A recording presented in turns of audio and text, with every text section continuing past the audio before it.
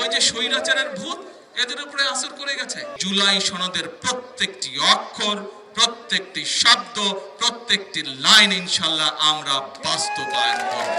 দেশের মানুষ বিএনপিকে নির্বাচিত করেছে দেশ পরিচালনার জন্য, তাই তো বিএনপি সরকার গঠন করেছে না। এখন যাদেরকে মানুষ ভোট দেয়নি তারা তো বিরোধী দলে বসবে, তাই তো নিয়ম, সংসদের নিয়ম তো তাই। যাদেরকে মানুষ বেশি ভোট দেয়নি, অল্প ভোট দিয়েছে, তারা তো বিরোধী দলে বসবে। এখন এই বিরোধী দলে যারা বসলো, বসার সাথে সাথে আমরা দেখলাম ওই যে মনে আছে স্বৈরাচার একবার বলছিল বিএনপিকে 1 মিনিটও ক্ষমতা শান্তিতে থাকতে দিব না, মনে আছে এই ডায়লগ? মনে আছে?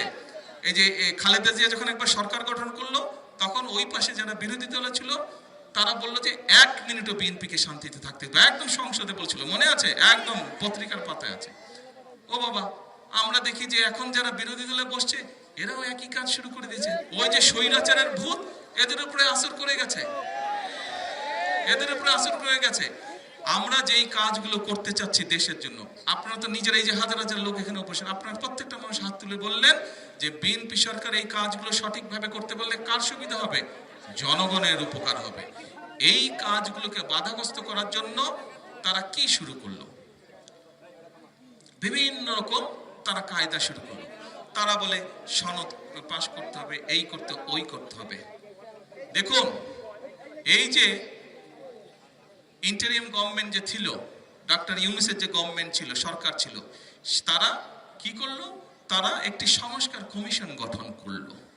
কিন্তু বাংলাদেশের সংস্কারের প্রস্তাব সবচেয়ে প্রথম কে দিয়েছিল বলেন তো? বিএনপি দিয়েছিল 2016 সালে। এই যে সংস্কার কমিশন যে ডক্টর ইউনূসের গঠন করেছিল যখন, তারপরে যে বিএনপি সহ বিভিন্ন দলকে যে ওখানে আমন্ত্রণ জানিয়েছিল, সেখানে যা আলাপ হয়েছে, যত সংস্কারের বিষয় আলাপ হয়েছে, তার 80 to 85% সংস্কার প্রস্তাব বিএনপি সবচেয়ে প্রথমে দিয়েছিল। এবং কার নেতৃত্বে দিয়েছিল? দেশনেত্রী বেগম খালেদা জিয়ার নেতৃত্বে 2016 সালে এই সকল প্রস্তাব বিএনপি দিয়েছিল।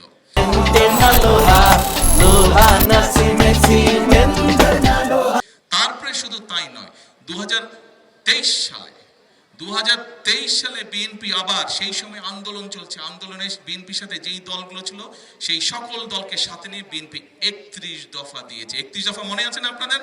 31 দফা দিয়েছে। আমাদেরকে যখন সেই সংস্কার কমিশনের দাওয়াত দেওয়া হলো, ভাই আমরা যা করব আমরা জনগণের সামনে একদম জোর গলায় বলেছে যে আমরা এই করব, যাতে আমরা দ্বিমত পোষণ করি। আর ভাই, গণতন্ত্রের নিয়মিত হচ্ছে আমার কোনো ব্যাপারে মত থাকবে, কোনো ব্যাপারে দ্বিমত থাকবে, সেটা তো সমস্যা নাই। দ্বিমত আপনার সাথে থাকতেই পারে আমার, কিন্তু দ্বিমত থাকলে আমরা সেটি আলোচনা করব। আপনি আপনার পয়েন্ট বলবেন, আমি আমার পয়েন্ট বলবো। আপনার যদি যুক্তি থাকে আমি মেনে নেব, আপনার যদি যুক্তি না থাকে আমি মেনে নেব না। কিন্তু আমরা সংসদে কি দেখলাম? আমরা সংসদে এখন দেখতে পাচ্ছি এই যে যাদেরকে মানুষ অল্প ভোট দিয়েছে সেই বিরোধী দল জোর করছে যে তারা যেটি বলবে সেটি হতে হবে, এরকম একটা দাবি তারা তুলে দিচ্ছে সংসদে। আমরা দেশবাসীকে পরিষ্কারভাবে আবারও আজকে এই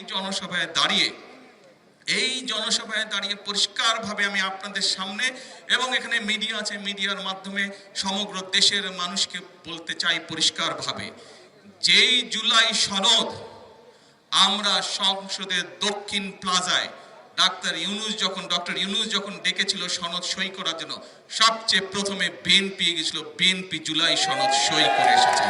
কাজেই যেই জুলাই সনদ বিএনপি সই করে এসেছে, সেই জুলাই সনদের প্রত্যেকটি অক্ষর, প্রত্যেকটি শব্দ, প্রত্যেকটি লাইন ইনশাআল্লাহ আমরা বাস্তবায়ন করব।